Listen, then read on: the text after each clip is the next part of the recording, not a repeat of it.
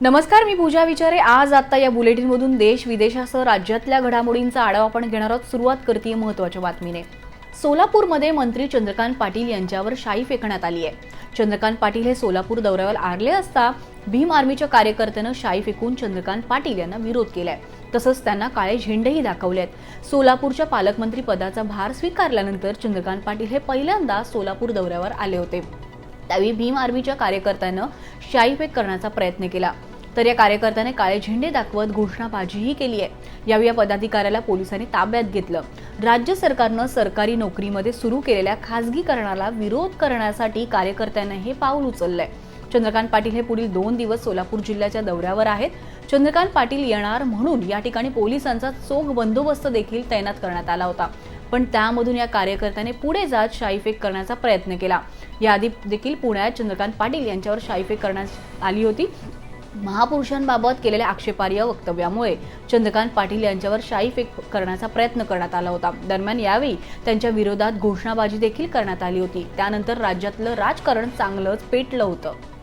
माजी IPS अधिकारी मीरा बोरवणकर यांनी त्यांच्या मॅडम कमिशनर या पुस्तकात नाव न घेता अजित पवार यांच्यावर गंभीर आरोप केले आहेत। येरोडा कारागृहाशेजारी पोलीस आयुक्तालयाची 3 एकर जमीन अजित पवार यांनी एका खासगी बिल्डरला देण्याचा आग्रह केल्याचा उल्लेख त्यांनी या पुस्तकात केलाय। त्यामुळे येत्या काळात अजित पवारांच्या अडचणीत वाढ होण्याची शक्यता आहे। पुणे पोलीस आयुक्तपदी मीरा बोरवणकर असताना त्यांनी 2010 मधील या प्रकरणाचा उल्लेख पुस्तकात केलाय।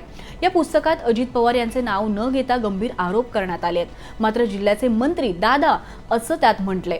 या 3 एकर जागेवर पोलिसांचं कार्यालय होणार होतं असा दावा पुस्तकातून करण्यात आलाय। येरवडातील मधील पोलिसांची सरकारी जागा खासगी व्यक्तीला दिली तर आपल्या प्रतिमेस धक्का बसेल असं म्हणत आपण या व्यवहाराला विरोध केला होता। मात्र माझे ऐकलं गेलं नाही आणि विभागीय आयुक्तांच्या माध्यमातून हा व्यवहार पूर्ण करण्यात आला असा आरोप मीरा यांनी पुस्तकात केलाय। पुस्तकाच्या माध्यमातून हा खुलासा त्यांनी केलेला आहे। या पुस्तकाची राजकीय वर्तुळातही आता जोरदार चर्चा सुरू झाली आहे। राष्ट्रवादी काँग्रेसच्या खासदार सुप्रिया सुळे यांनी पुन्हा एकदा गृहमंत्री देवेंद्र फडणवीस यांच्यावर जोरदार टीका केली आहे। गेल्या काही महिन्यात नागपुरात गुन्हेगारी वाढल्याचं आकडेवारी सांगत असल्याचा आरोप राष्ट्रवादी काँग्रेसच्या खासदार सुप्रिया सुळे यांनी केलाय।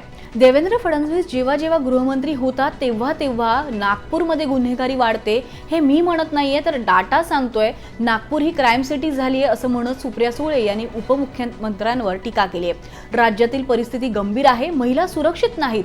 फडणवीस जेव्हा जेव्हा गृहमंत्री पद सांभाळतात तेव्हा तेव्हा नागपूरमधील क्राईम रेट वाढतो असा आरोप सुप्रिया सुळे यांनी केलाय। जेव्हा RR पाटील राज्याचे गृहमंत्री होते तेव्हा महिला सुरक्षित होत्या, मात्र आता परिस्थिती तशी राहिली नसल्याचंही सुप्रिया सुळे यांनी म्हटलं। गृह मंत्रालयाचं कंप्लीट फेलियर आहे। मी गेले अनेक महिने सांगते की या राज्याचे गृहमंत्री हॅज कम्प्लिटली फेल्ड आणि त्यांचं अपयश आहे। आणि किती म्हणजे जालन्याचीच घटना बघा ना, लांब कशाला जाता। जालन्यामध्ये ज्या अमानुष पद्धतीने महिलांवर हल्ला झाला, मुलांवर हल्ला झाला आणि किती अजून तुम्हाला घटना सांगू मी ज्याच्यातून कंप्लीट आता आपण पुण्यातच आहोत म्हणून ती कोयता गँग आधी मी कधी ऐकलेली नाही। मी या भागाची लोकप्रतिनिधी म्हणून 15 वर्ष काम करते। हे कोयता गँग हे नवीन काहीतरी प्रश्न निघाले। हे गृहमंत्री झाले की क्राईम वाढतो असा डेटा सांगतो। मी परवा नागपूरलाही गेले होते, तिथे मला नागपूरमध्ये पत्रकार सांगत होते की नागपूरमध्ये क्राईम वाढला, it is the crime capital of Maharashtra. हीच व्यक्ती जेव्हा गृहमंत्री होते तेव्हा महाराष्ट्रात क्राईम कसा वाढतो, नागपूरच कसं क्राईम कॅपिटल होतं, याचा कोणीतरी एक अभ्यास केला पाहिजे मला वाटतं। आगामी लोकसभा आणि विधानसभा निवडणुकीच्या पार्श्वभूमीवर महाराष्ट्रातील सर्वच राजकीय पक्ष कामाला लागले आहेत। राजकीय पक्षांकडून प्रत्येक मतदारसंघात संघटना मजबूत करण्याचं काम सुरू आहे। असं असताना कल्याण लोकसभा मतदारसंघात राज ठाकरेंना मोठा धक्का बसलाय। महाराष्ट्र नवनिर्माण सेनेच्या काही पदाधिकाऱ्यांनी शिंदे गटात प्रवेश केलाय। मुख्यमंत्री एकनाथ शिंदे यांचे पुत्र आणि खासदार श्रीकांत शिंदे यांच्या उपस्थितीत हा पक्षप्रवेश पार पडलाय।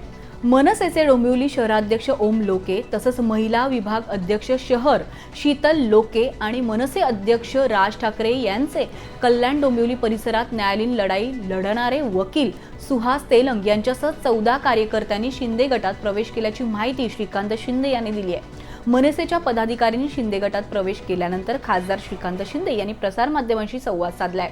एकनाथ शिंदेंच्या प्रेमापोटी आणि ते ज्या प्रकारे संपूर्ण महाराष्ट्रात काम करतायत ते पाहून दर दिवशी मोठ्या संख्येने नगरसेवक पदाधिकारी एकनाथ शिंदेंच्या नेतृत्वाखालील शिवसेनेत प्रवेश करतायत। आमचे नेते आणि मुख्यमंत्री दिवसातील 16-16 तास काम करतायत, जनतेसाठी झटतायत हे लोकांना दिसते. त्यामुळे मोठ्या संख्येनं लोक आमच्या पक्षात प्रवेश करत असल्याचं श्रीकांत शिंदे यांनी म्हटलंय. बघा, या ठिकाणी लोक जी आहेत ही माननीय मुख्यमंत्री एकनाथजी शिंदेसाहेबांच्या प्रेमापोटी आणि शिंदेसाहेब ज्या प्रकारे काम करत आहेत पूर्ण महाराष्ट्रभर, दर दिवशी मोठ्या संख्येने जे आहेत नगरसेवक असतील, पदाधिकारी असतील, महाराष्ट्राच्या कानाकोपऱ्यातून जे आहेत हे त्या ठिकाणी शिंदेसाहेबांच्या नेतृत्वाखाली शिवसेनेमध्ये प्रवेश करतात, कारण की त्यांना दिसतंय. रविवारी एका कार्यक्रमादरम्यान उद्धव ठाकरेंनी भाजपवर टीका केली. या टीकेला ग्रामविकास मंत्री गिरीश महाजन यांनी प्रत्युत्तर दिले. उद्धव ठाकरेंनी बाळासाहेबांच्या विचारांना तिलांजली दिली. ते काँग्रेसच्या मांडीवर जाऊन बसले. त्यामुळे त्यांची अवस्था काय झाली आहे? त्यांनी आता मुस्लिम लीग सोबत जावं, MIM सोबतही जावं. आमच्या त्यांना शुभेच्छा आहेत. आता त्यांच्या मागे पुढे आजूबाजूला कोणीही राहिलं नसल्याचं म्हणत गिरीश महाजन यांनी उद्धव ठाकरेंवर हल्लाबोल केलाय. चांगलं आहे म्हणा, तुम्हाला जिकडे जायचं तिकडे जा. स्वर्गीय बाळासाहेब ठाकरेंच्या विचारांना तुम्ही तिलांजली दिलेली आहे. तुम्ही आता मुस्लिम लीग बरोबर जा, तुम्ही आता MIM बरोबर जा, तुम्ही काँग्रेसच्या मांडीवर जाऊन बसलेला आहात. तुम्हाला आमच्या शुभेच्छा आहेत. आणि तुम्ही हा निर्णय घेतल्यामुळे तुमची अवस्था काय झालेली आहे? तुमच्या मागे पुढे आजूबाजूला कोणीच राहिलेलं नाही. तुमची अवस्था काय झालेली आहे आज? आणि म्हणून मला असं वाटतं की तुम्हाला सगळे मार्ग उघडे आहेत. आता येणाऱ्या निवडणुकीमध्ये सुद्धा लोक तुम्हाला त्याचं उत्तर देतील. समृद्धी महामार्गावर झालेल्या अपघातात 12 जणांचा मृत्यू झाला. नाशिकहून बुलढाण्याच्या सैलानी बाबाच्या दर्शनाला गेलेल्या पर्यटकांवर काळानं घाला घातला. समृद्धी महामार्गावर अपघात झालेल्या ट्रकला RTOनं थांबवलं असतानाचा व्हिडिओ आता समोर आलाय. याच ट्रकला धडकून ट्रॅव्हल्समधील 12 जणांचा मृत्यू झालाय.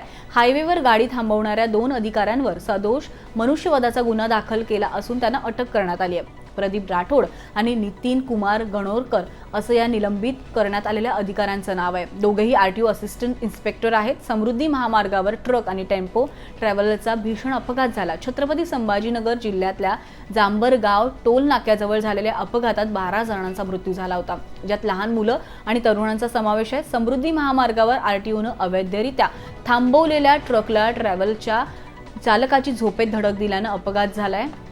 या बातमीसह इथेच थांबते. लेटेस्ट न्यूज व्हिडिओज पाहण्यासाठी टाइम्स नाऊ मराठीच्या YouTube तसंच Instagram चॅनलला नक्की भेट द्या. धन्यवाद.